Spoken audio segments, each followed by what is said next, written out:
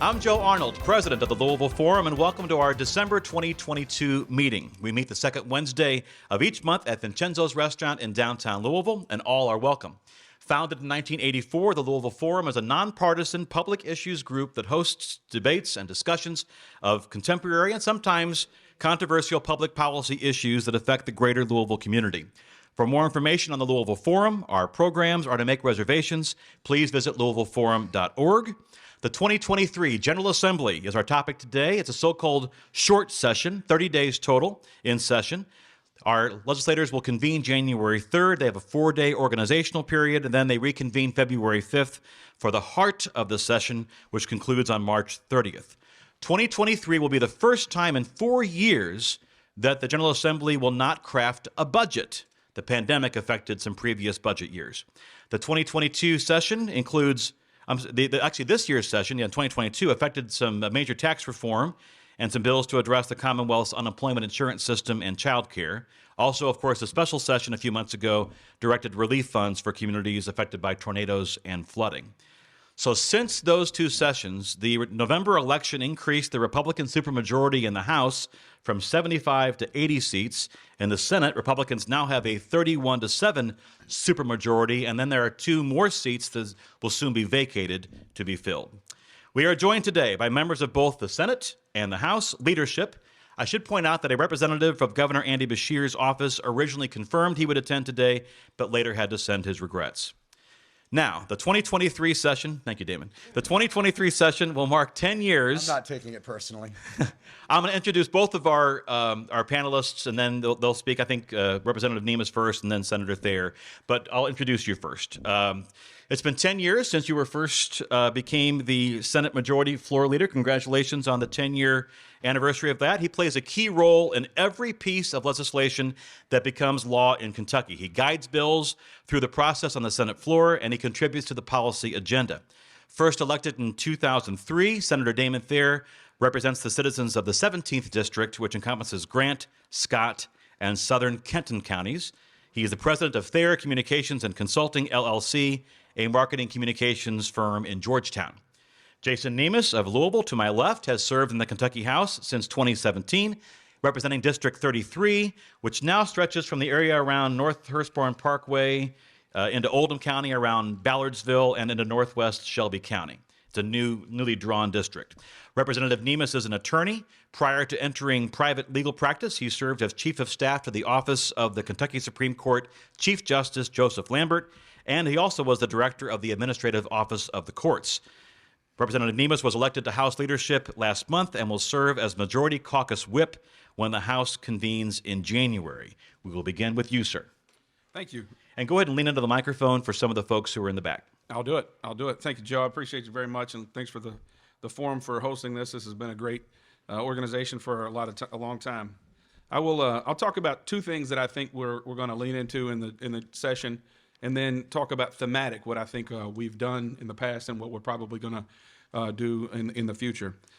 The first thing I think we're going to do is we're going to execute on our reduction of the income tax in Kentucky. We move it down to 4.5 or 4%, depending on numbers. We're talking about that, but we're going to reduce the income tax, which we've already instituted a plan to do. A few years ago, we reduced the income tax from 6% to 5%, and then last year we went ahead and passed a bill that said we're going to get to zero once revenue measures are met. We're taking a very measured approach to get to zero. Our thought process there is the states that have a reliance more on consumption than production, those states grow at a higher clip than those who do what we've been doing. And we're a poor state. We're not going to tax ourselves into prosperity. And so in order to have the revenues that we need for the least among us, we have to grow. And so that's our effort to do that. The other big issue that I think we're going to tackle, at least in the House, is juvenile justice reform. We passed it last year, and I hope it'll be better received or well received in the Senate this year. And juvenile justice reform is kind of a huge topic, but we're effectively going to try to do 3 things, because we know that the crime spike in Fayette County and in Jefferson County and other places, but especially there, is led by juvenile crime. And so that's what LMPD tells us. That's what the mayor's office tells us. So we're going to, within this bill, do 3 things. Number 1, we have a major facilities issue that we have to address. We don't have a juvenile justice facility right now in Jefferson County. The one in Linden was shut down 3 years ago, the one downtown was shut down that was moved to Linden. Linden, that facility was never made to be a detention facility, so we have to do something with facilities, so we're going to try to address the facilities issues. We're also going to look at the good bill that was passed in the General Assembly, I think in 2014, Senator Whitney Westerfield's bill about juvenile justice reform, and it's done a lot of good things. But one thing that needs to be revisited is if you're charged with a serious crime, a violent crime under the statutes, rape, robbery, murder, so forth, you need to go before a judge. Right now, you don't go before a judge. So in those limited circumstances, you need to go before a judge. And what the mayor's office tells us is that enables the social workers to get to those youth quicker. Oftentimes they're arrested and released before the social workers can get to them. So the second thing is to have violent folks that are charged with violent crimes to go before a judge. The third thing is, and I think this is kind of innovative, not going to be perfect, it's going to be messy, but we're trying to get the parents involved. So if a young person who has a CDW, a court designated worker, if they have a plan, a diversion plan, and they're not satisfying the requirements of the diversion plan, and it's because we think that the parent is not helping, then the parent has to come before a judge. This is the parent's kid. They need to be here. Not all families are the same. We understand. Get it. We get it. And so it's not going to be perfect, but mom and dad or guardian need to be in front of the judge to say, hey, why didn't you take them to their substance abuse treatment, whatever the particular is. And I would also say, just thematically, I don't know how much more time I have, President Bush used to ask heads of state, what keeps you up at night? And the thought, Mike, was that then he could learn what's really on their mind. What are the major concerns? And what keeps me up at night, other than my 3 teenage sons, is our workforce participation rate among able-bodied working-age Kentuckians. And so a lot of the things that we've done have been trying to hone in on getting that person back to work. We've done tax reform to keep the more money in their pockets. By the way, incidentally, that would be really, really good for our town because it keeps more of our workers. We're the economic engine of Kentucky. It keeps more money in our workers' pockets. Unemployment reform to try to get people re-educated or re-skilled to get back to work. Workers' compensation reform. Those types of things are designed to address our very bad workforce participation rate. So I think those are kind of the themes that we're going to be addressing in the years to come. We've already done the big thing, the heavy lifting on those issues. It's a matter of executing the kinds of things that we've already done. Thank you, Representative. Leader Thayer, welcome to Louisville. Welcome back. Thank you, Joe. It's great to be in Louisville. I live in Georgetown, an hour away. I'm here all the time. I eat at your restaurants. I go to concerts at the Yum Center. I visit your bourbon distilleries. And outside of the Speaker of the House, David Osborne, I probably go to Churchill Downs more than any other legislator. I'm a fan. I have horses who run there in a racehorse partnership that I'm in on. I've been to 34 Kentucky Derbies, probably more than most people in this room. I was going to the Derby before I lived in Kentucky. You can probably tell by my accent that I wasn't born in Kentucky, but I came here as soon as I could 30 years ago. And I've now been in the legislature almost 20 years come February. So I love Louisville. I think we have to craft legislation and policy that's good for Louisville. I remember in my early days in the legislature, I got called down to the governor's office. That was back in the days when we had a governor who actually would talk to the legislature. And Governor Fletcher called me into his office and he said, Senator Thayer, I really need your support on this Yum Center project. And I said, Governor, and I live in a pretty conservative district, not real big on big spending projects, but I believe in addition to serving our districts, our titles are state senator, state representative. You need to think about what's good for the state. I said, Governor Fletcher, I will support you on this initiative for the Yum Center because what is good for Louisville is good for the Commonwealth. So, you know, we have passed a lot of good policies for Louisville. If you look at the bourbon-related legislation that we have passed over the last 10 years, it's been magnificent in terms of unlocking the potential of our two signature industries, bourbon and horses. Most people out of state, when you ask them about Louisville, they think of Churchill Downs. And certainly the historical horse racing legislation that we passed and the tax rate that we codified last year is a big part of major renovations, not only at Churchill Downs Racetrack, but also at Derby City Gaming with the expansions there and the new hotel. I mean, on Poplar Level Road, I mean, that's an area of town that you can use investment, and they're doing it. And very soon they're going to break ground on Derby City Gaming downtown. So I'd like to think that the policies that we've passed for our two signature industries, bourbon and horse racing, have been of tremendous impact and benefit to this community. I know I spend lots of money on bourbon and horse racing in your town, and so do lots of other people from out of this state.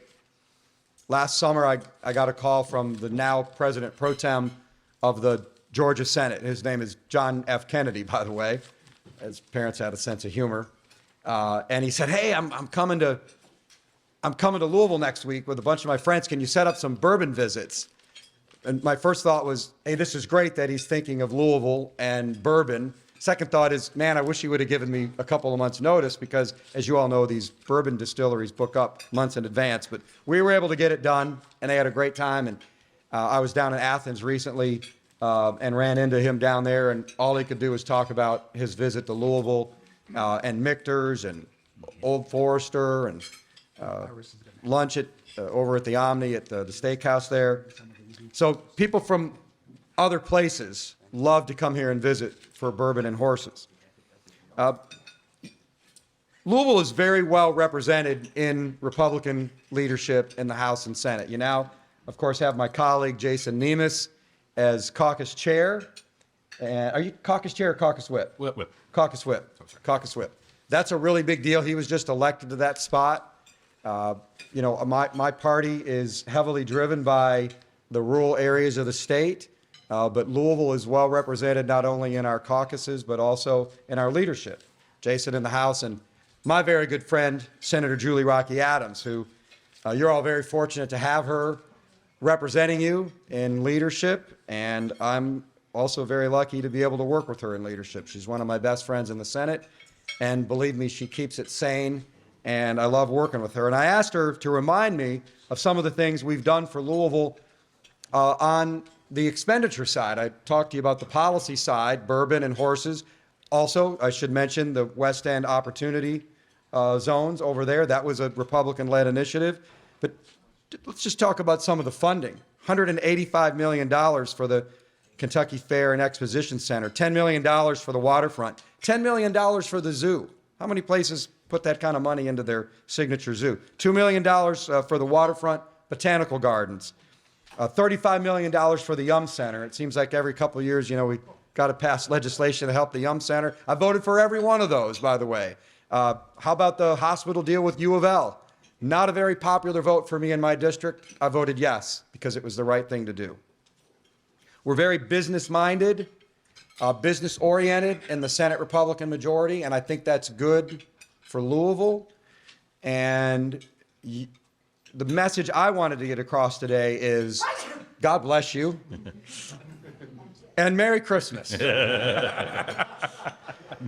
that we think about Louisville a lot.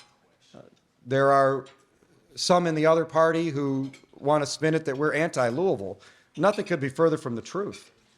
As I told Governor Fletcher almost 20 years ago, and I'll say again today, what's good for Louisville is good for the entire Commonwealth of Kentucky. So I'm happy to be here today. I want to give a shout out to my good friend, Rob Givens, the state director for Rand Paul, who lives here. I see Bill Deeriff. Bill, I'm really proud of the race you ran. He ran a great race. I'm sorry you didn't all elect a mayor in a year or two. You probably will be too. And also, oh, come on, lighten up and let me have a little fun. Also, I see my good friend, soon-to-be Congressman McGarvey.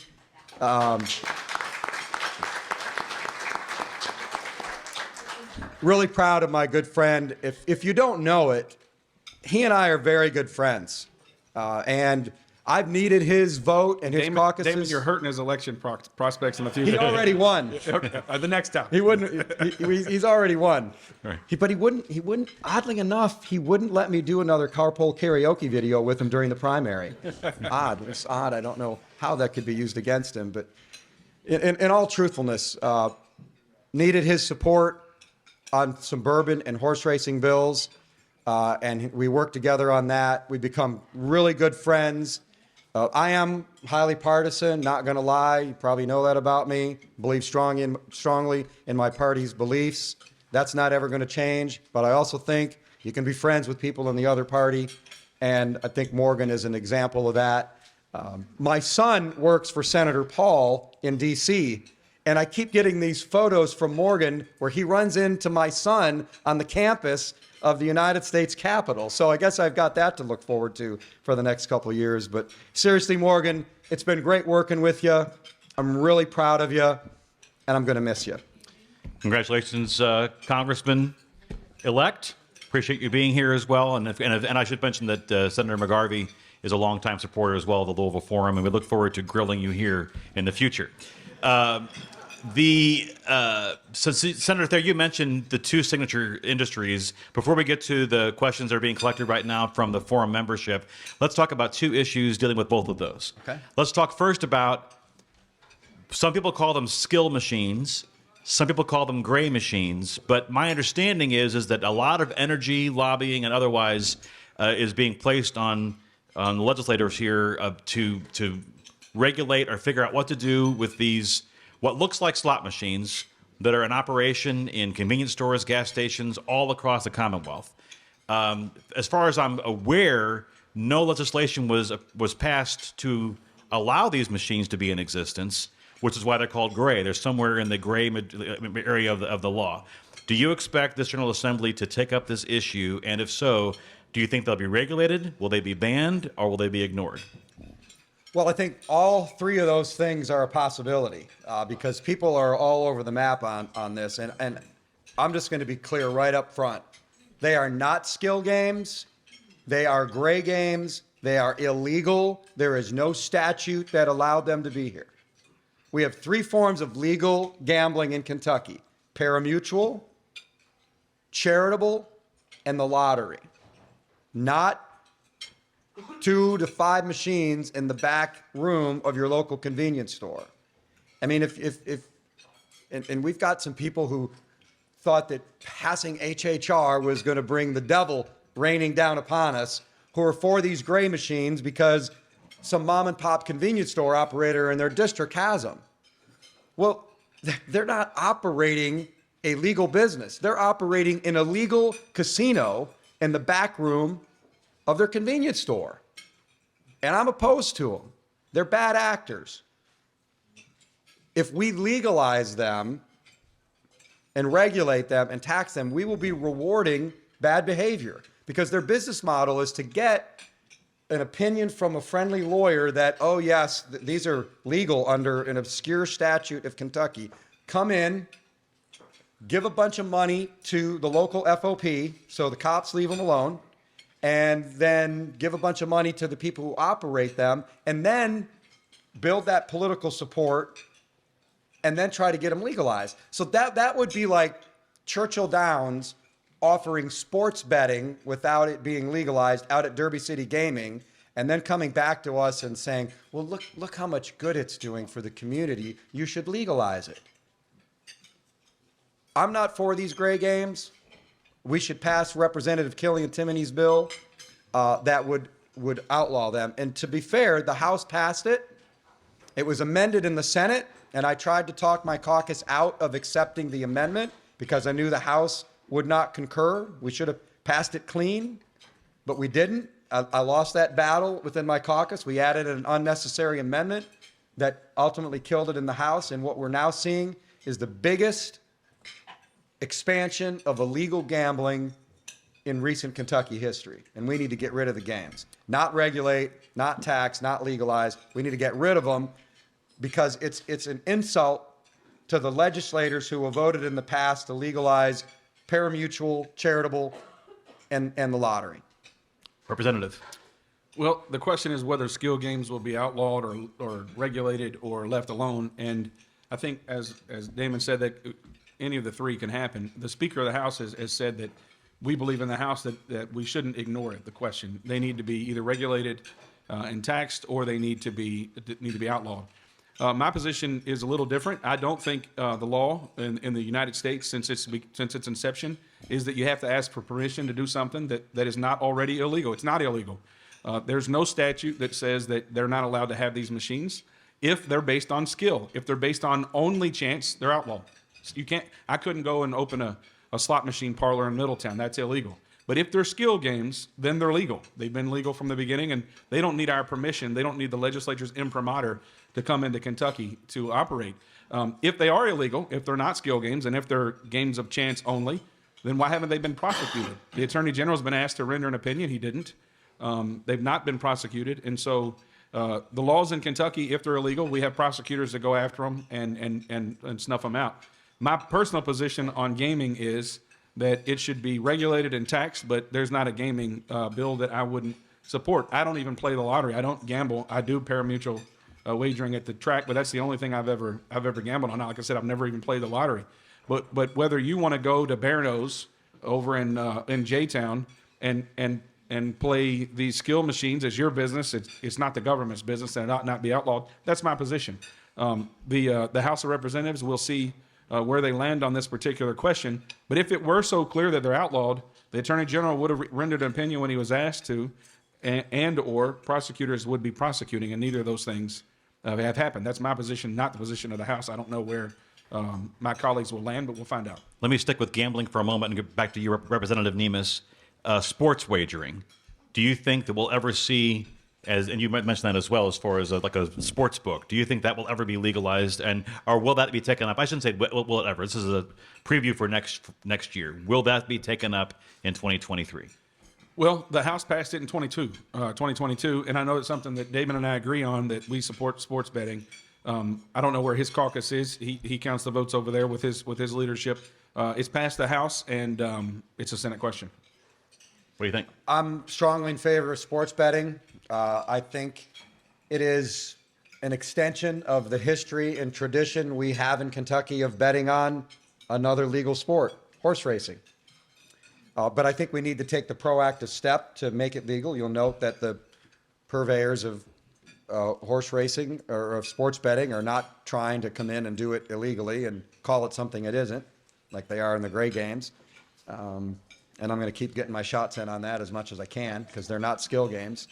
But yeah, we're a sports crazy state, and I think we should have sports betting. I don't think it's going to bring the locusts and the plagues back if we allow people to walk into the Red Mile or Derby City Gaming or Churchill Downs and make a bet on a sports contest. What are the odds then of you shepherding that through the Senate?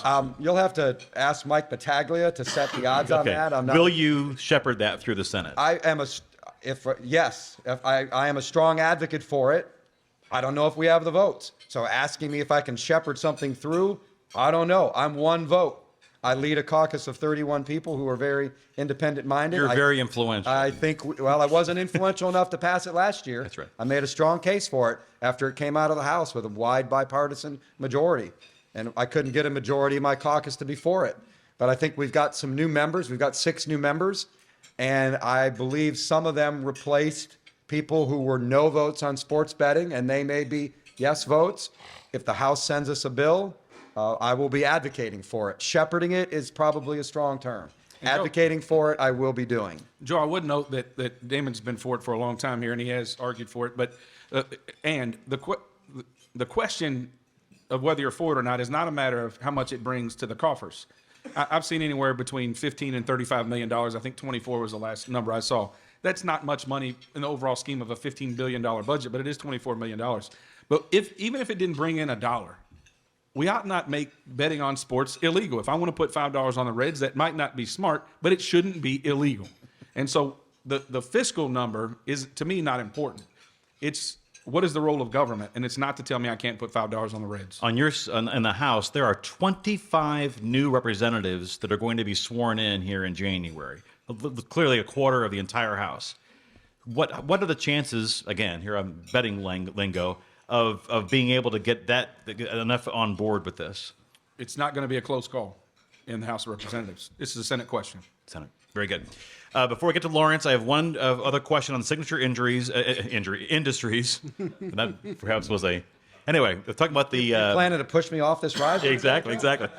Talking about the bourbon barrel tax, and if we can give a brief answer from both of you, will that be taken up in this session of 2023? Is it fair for this one industry to be taxed on its inventory when, as far as I know, there's no other industry which is taxed on the stuff they have on their shelves?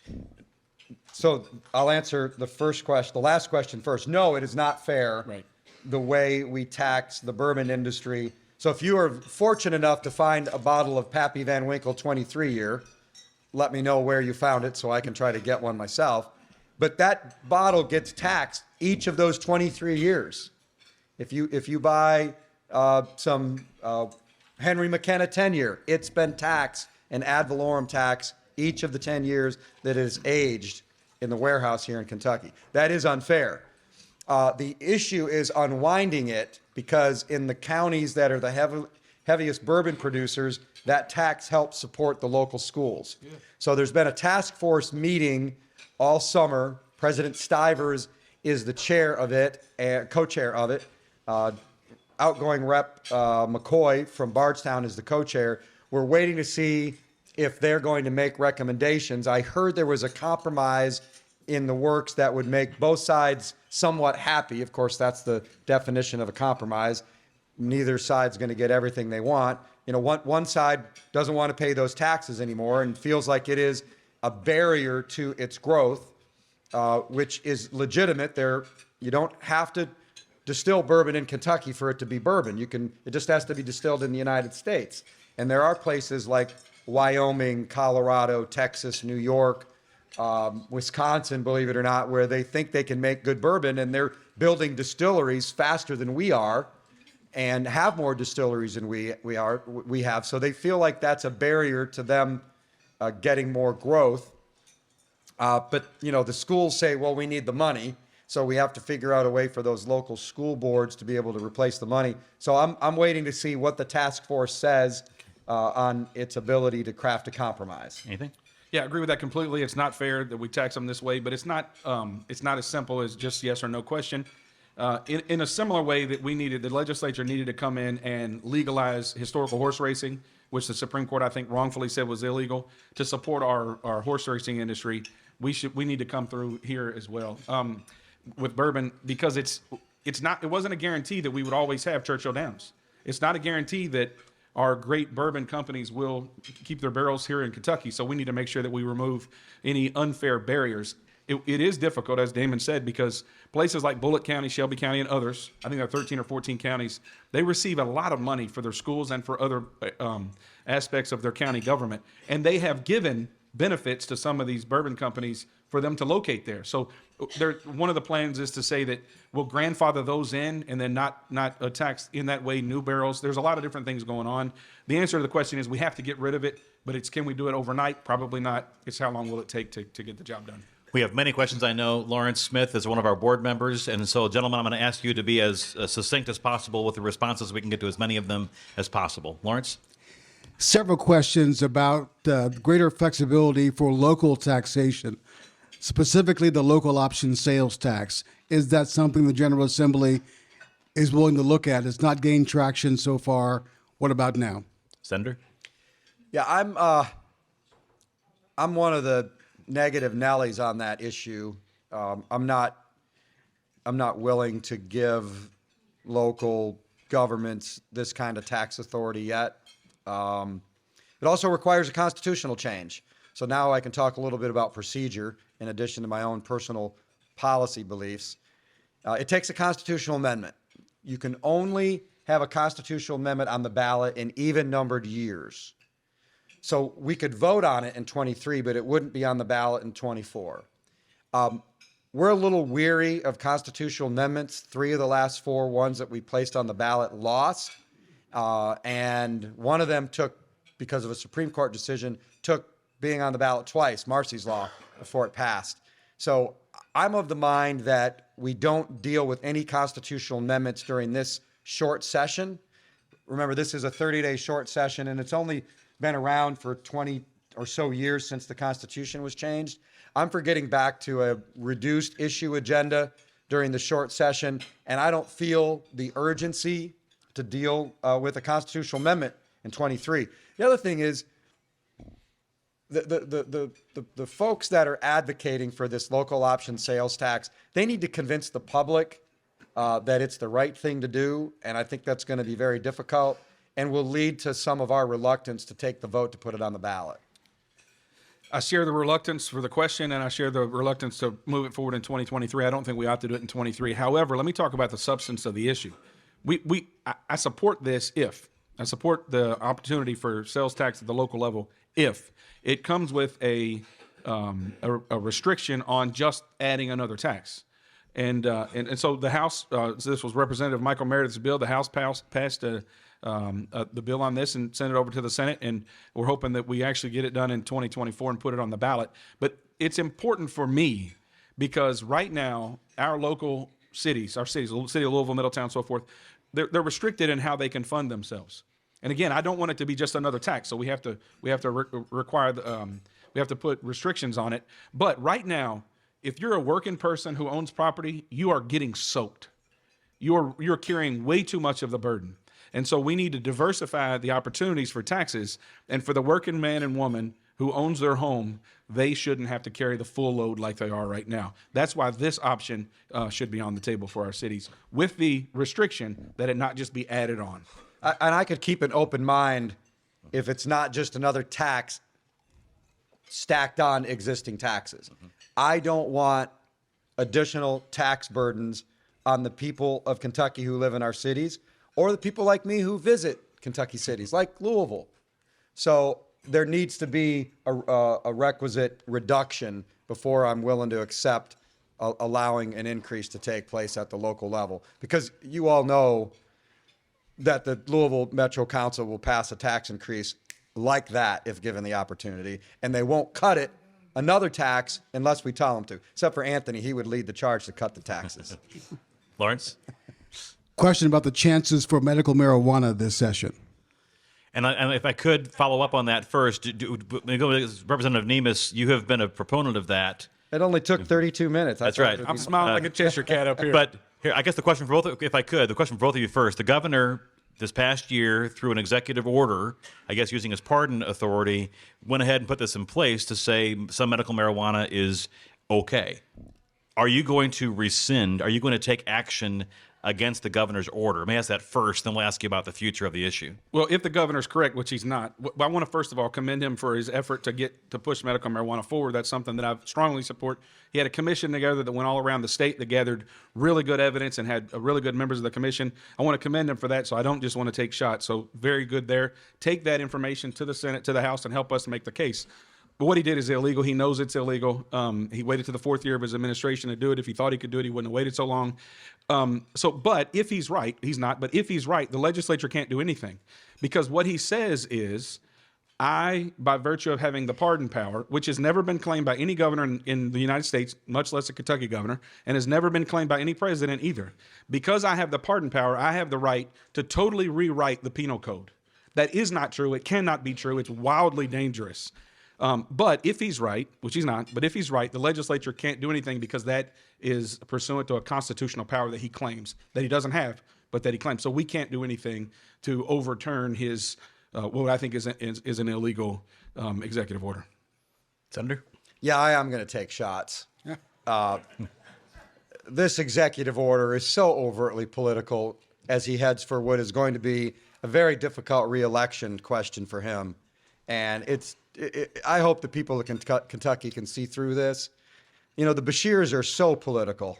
It's ridiculous that he would take this issue, which for some people is pretty emotional, because they suffer from maladies that they feel that marijuana can help them cure.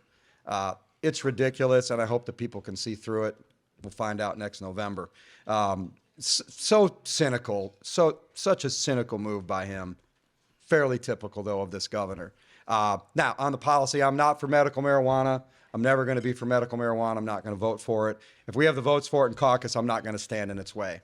I don't know if we have the votes for it or not, but I'm not going to be one of the ones voting for it.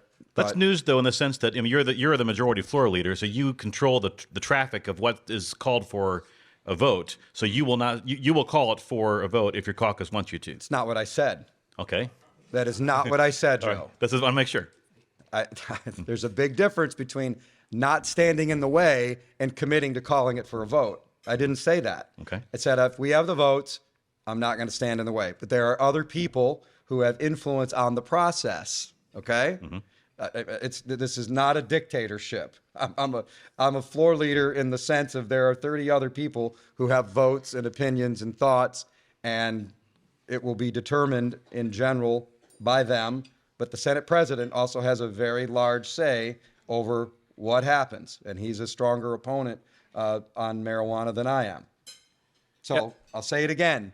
I'm voting no. If we have the votes, I won't stand in the way. That doesn't mean it's going to come to a floor vote in the Kentucky State Senate. I'm just telling you where I'm coming from. I'm not going to hold you to your commitment to vote no, Damon. But because He's been trying for and I'm going to keep trying. 10 years to try to get me to vote I'm going to keep yes. trying, and here's why. Because when we talk to a lot of folks in the House, a lot of people flipped in the House, and now we've passed it twice with supermajorities. When I talk to a number of senators, including Damon and Robert, their minds are open, their hearts are open, and I'm gonna convince them. So I'm not gonna hold you to that no vote there. I will know this. Let me just put one person. I could name 24. Whitney Westerfield is the chairman of the Judiciary Committee, strong opponent of medical marijuana for a long time. I went to him and talked to him, and some of his constituents went to him, and that's what started it. Some of his constituents went to talk to him, and they said, "Senator, let me tell you what it means for my family, for me, my kids." And they opened his heart. And he came, and we had a meeting, and we read the bill line by line last summer of 2021. And Whitney Westerfield, one of the chief opponents, changed his position. The chair of the Judiciary Committee, somebody who enjoys a lot of support in the Senate, and we're turning those votes. I'm meeting with a number of people. I've met with President Stivers a number of times. But let me tell you, I'm going to say one anecdote. We've been talking about a little bit the role of the government in gaming, so forth. But let me tell you this. I'm in Anchorage a couple years ago, and there's this 85-year-old guy, Gene, doesn't live far from where you live, and he's the only one there that's registered to vote. I know that as I'm going there. Knock on the door. Hey, my name is Jason Nemes. I'm your state representative, running for re-election. I'm getting ready to give the pitch. I'm trying to get his vote. And he says, "Aren't you that guy that's pushing marijuana?" And Bill, he was a big old boy. He was a big old boy. So I'm gonna have to defend myself. And before I started talking, Tony, the guy just starts bawling. Not tear up, he starts bawling. And I said, "What's on your mind, buddy? What's on your mind?" And he points to his living room couch. And he said, "My wife just died of cancer. And we have 2 sons, both live out of the state." And he starts whispering. We're on his porch. Nobody's around. He starts whispering, and he said, "They brought their mother medical marijuana. And Jason, for the last few months of her life, it allowed her to live. Who the hell do we think we are to get in the way of that woman living at the end of her life?" Okay, we're scared that it'll get to recreational. I get it. We don't want it to slouch toward Gomorrah. We don't want to have it all over the place. We don't want kids to get it willy-nilly. I agree with all of that. I've never smoked marijuana in my life, never will. If my sons do, somebody's going to bail me out. But I'm telling you, it's the right thing to do. And when you talk to senators, when you talk to representatives, and you tell them those stories, and when their constituents tell them those stories, I've got 100. I'll keep going, Joe. Please don't. Okay. Smoke them if you got them. This bill's no smoke, Damon. This bill's no smoke. Another thing I got to make sure I got to tell senators. When you get to some legislator who, most of our people, almost all of them I know, and Morgan, you can attest to this, they're trying to do the right thing. We disagree with what the right thing is sometime or how to get there, but this is the right thing to do. It's an unqualified good for our state, and we're going to get it. Lawrence. We'll keep the responses. Yeah, Lawrence. Several questions about the reduction and eventual elimination of the state income tax. Concerns expressed about its impact on the budget, the consequences, particularly to education. If you would address those concerns about reducing the state income tax. Senator? Well, letting people keep more of what they earn is a good thing. And we should have started this process a long time ago. But we've only had Republican majorities since January of 2017. If you look at the states that continue to rule the day when it comes to new jobs and economic development opportunities for their people, they have eliminated or at least lowered the consumption tax. And we all promised to do this. This should not be a surprise to anybody.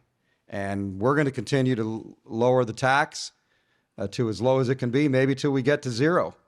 And it works in other states, and it can work well here. As far as education, they just had the best budget they've had in 20 years. More money for education than ever. And yet they still complain because they don't want to let people keep more of what they earn. The liberals and the Democrats don't believe that people should be able to keep more of what they earn. Republicans believe people should be able to keep more of what they earn and decide how much tax they pay by how much they consume. Given the amount, and Representative, give me one moment here. Given the billion-dollar revenues announced in November, and the consensus forecasting group, I think, is meeting this morning to talk about the budget going forward, do you think it's already in place with the trigger to go from 5% to 4.5% income tax? Do you think this General Assembly will be able to vote to lower it even more while you're in session? Or how soon will it be lowered more beyond 4.5? That's a great question. I would say yes, the 4.5% is going to happen. We're going to pass a resolution on it first week. The House is. We'll do it when we come back in February. I don't think we'll take any further action. We will wait until the budget session, which is 2024. Mm-hmm. So a year from now, we could be talking, if receipts are still good and this tax cut works, which we think it will, then a year from now, we'll be talking about further tax cuts. Yeah, we got to be very careful in how we get there. And our approach was very measured in House Bill 8, which was the bill that we passed this past year. But why are we doing this? We're doing it because we believe that we want to grow. We're not doing it so individuals will necessarily have money in their pocket. That's a good byproduct of that, no doubt about that, have more money in their pocket. But we're doing it so we can grow the economy, grow so we can have more jobs. As I was saying, the biggest problem we have is workforce participation. We have more jobs in Kentucky, which enables us to put more money into our schools, to put more money into our roads, to put more money into our social services that we need for the least among us, that we all support. But let me keep it local here. We know that Louisville is the driver of our state, right? We know that. Well, if 18% of our population in Kentucky is in Jefferson County, but much higher of a percentage of our state taxes come from Louisville. Well, what does this mean for Louisville? It means Louisville will have an inordinate amount of money of the tax reform stay in our county for people to spend, for people to put more money into their property so property values go up, which helps our school districts. To do those types of things, and with the addition, with the additional option, not the add-on of a tax of if we can get the sales tax in, that will further help our town of Louisville. So it's not only a good thing policy-wise, it's not only a good thing for mom and dad, it's also a good thing for our town to keep more money in our town. Since the voters voted no on Amendment 2, does either chamber intend to pursue any legislation on abortion rights? And I would specifically add, is there any momentum toward adding any exceptions to the current abortion law? Representative? Yeah, so it depends. So right now, the Kentucky Supreme Court has a case that I think will probably come down tomorrow in their rendition date. It's the last rendition date of the year. The reason I think it'll come down tomorrow is there will be a number of justices that will leave the court on January the 3rd. So I think they'll get it done soon. So it really depends on what the Supreme Court does. They can uphold the law, in which case abortion is outlawed except for the life and safety of the mother. They can outlaw the trigger law, which is the law I just suggested, and which would reinstate a 15-week abortion, says you can have abortion for any reason up to 15 weeks, and then after that, it's for the life and health of the mother. So it really depends on what the Kentucky Supreme Court does. We will be in a reactionary mode. I think there's a number of people in the House, including myself, who strongly support exceptions for rape and incest, and also, obviously, for life of the mother, which is already on the books, but also for when a doctor comes and tells the mom and the dad that the baby's not going to survive birth. The woman ought not have to carry the full 40 weeks if they know it's not going to survive. Those are my positions. There are strong people that disagree with me, who are good people, who think that on one side that abortion shouldn't be regulated at all. And then on the other side, and I disagree strongly with those people, and I disagree with the other people too. On the other side, they say, look, this is a life, and I can't countenance allowing the ending of a life, even if it was conceived in rape. I disagree with that. I highly respect that position, but I disagree with that. So the answer to the question is, this is a very, very thorny issue, but it really depends on what the Kentucky Supreme Court does as to how we have to respond. Senator, will there be abortion legislation in this General Assembly? I don't know. It depends on what the court rules. And I think it's going to be hard. We're pretty pro-life caucus. I think it's going to be hard to add further exceptions. I think it depends what the court says. I would say there will probably be an effort to get the exceptions, but I'm not going to predict that it would pass at this point. Lawrence? Question for Representative Nemes, although both of you can really answer this question. Representative Nemes talked about getting more people back in the workforce. Will you support putting more money into affordable child care and pre-K so more women can go back to work? So the answer is yes, and we've already done that. Representative Samara Heverin had a bill, I think it was House Bill 199, maybe 195, that we passed and that the Senate passed. It's a joint effort with the business community to put help a fund be created for child care so young mothers and fathers can go back to work. We also put a task force together to look at this issue. And then relatedly, but not exactly the same, we have another task force that was put together about the benefits cliff. One of the things that the Senate and the House have identified that keeps people from going back to work is they say, look, it's just an economic decision for themselves. I don't blame them. They say, if I go back to work, I'm going to lose all these benefits and my family and my children are going to be in jeopardy. Well, we feel that and we want to help that. And so there has to be some kind of a magic. When you go back to work, you kind of reduce it in intervals, the benefits that you receive, so there's not a benefit cliff. We want to get people back to work, but why do we want to get people back to work? We want to get people back to work because that's the dignity of work, but it's also helping them provide for their family. We want to be a pro-family, pro-worker state, and that's the reason we want folks to get back to work. So the answer on the child care is yes, that's a major reason that people don't get back into the workforce. We want to help with that. I think that's the proper role of government. That's a pro-family agenda, and I think the right and the left can come together on that. Senator, there's a lot of stuff going on. Then these questions, you only got 30 days. Is this something which is going to be able to get the light of day? Well, as Representative Nemes said, we've already taken action on money to that question. You're going to put money in for daycare. We've already done it, and it's got to work its way through the system. But what I'll tackle it is from another angle. We have a huge workforce problem in this country, and it's exacerbated here in Kentucky, where we have the 49th or 50th worst workforce participation. I saw some numbers last week. The workforce participation rate in this country is 64%. In Kentucky, it's 50%. And everywhere I go, whether it's small, medium, or large employers, they're complaining that they can't find people to work. And you probably see it in your lives as well, where you can't get supplies, you can't get service at certain restaurants. It's affecting everybody. And, we're trying as a country to figure out why we have this problem. And a big part of it was the daycare industry was shut down and has not recovered from the COVID shutdowns. A lot of people figured out that it was better financially for one parent to stay home rather than both parent work. And so that's continuing.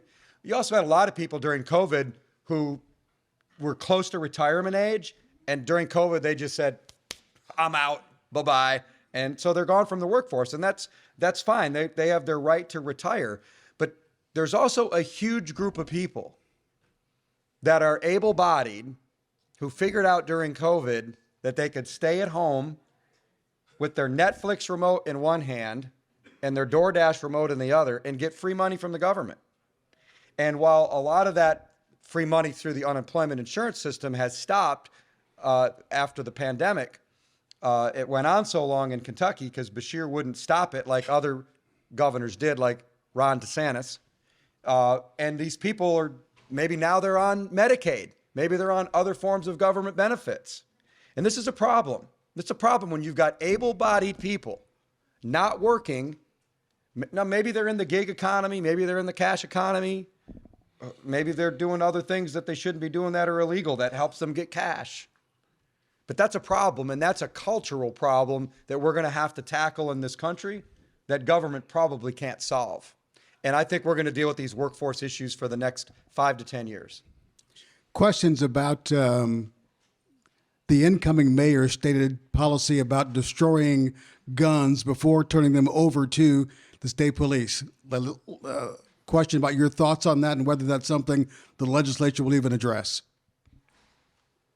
Well, if that's what he thinks he can do under the powers granted him by the city charter, then he gets the support of the city council. That's something he's probably has the right to do.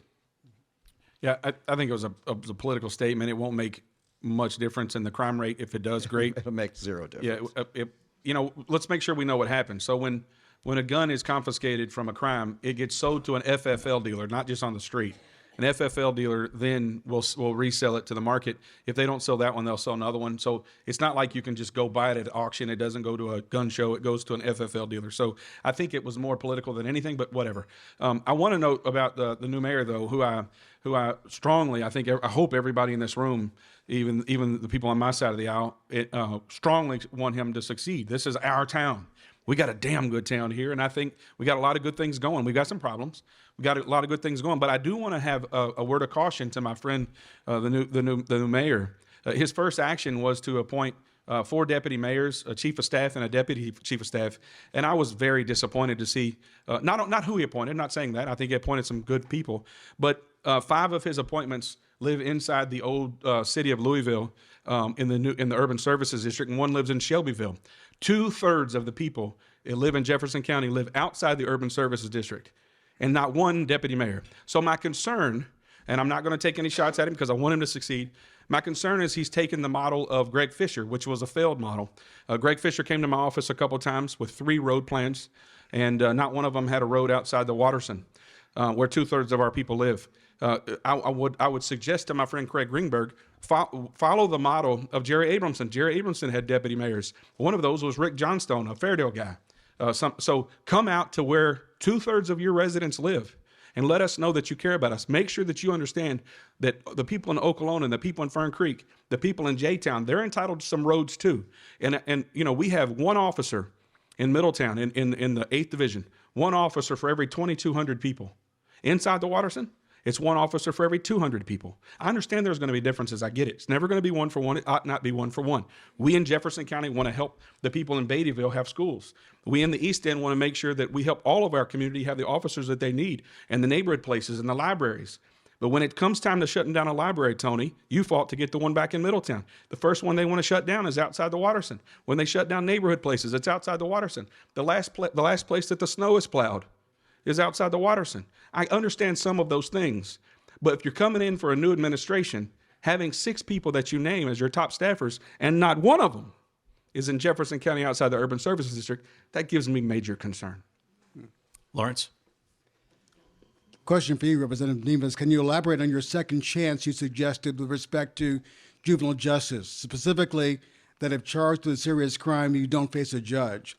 What's the proposed change here, and whom does it benefit? The proposed change is that if you're charged with a serious crime, you do go see a judge. That's the change. Right now, you don't have to. Who it benefits? Well, man, I don't know who it doesn't benefit. It benefits the child because what do we want? We want 2 things. We want the child to get back on the right path. These are our kids. It could be my sons. I've got 3 teenagers. Just because they're from the West End or South End, East End, these are our kids. And we want to get them back on track. We also want to make sure that we don't have future victims. So who does it benefit? It benefits the kid. It benefits the family.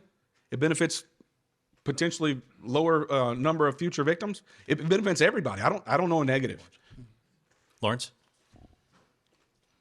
As we're getting close, I want to make sure I get this question in. Yes. And it's really a layup question. What is the most important policy you believe the General Assembly can address when passed this next session? The most important thing you think you need to do? Senator? Codify the tax cut to 4.5%, which we will do with a resolution during the first weeks of the session. The best thing we can do is unleash the economic potential of this Commonwealth. If we want to be better ranked on the lists of best places to live and do business, we've got to continue down that path. So we need to stay the course, and make sure that 4.5% goes into effect. Representative? So that and juvenile justice reform. We're also going to look at school choice, depending on what the Kentucky Supreme Court does.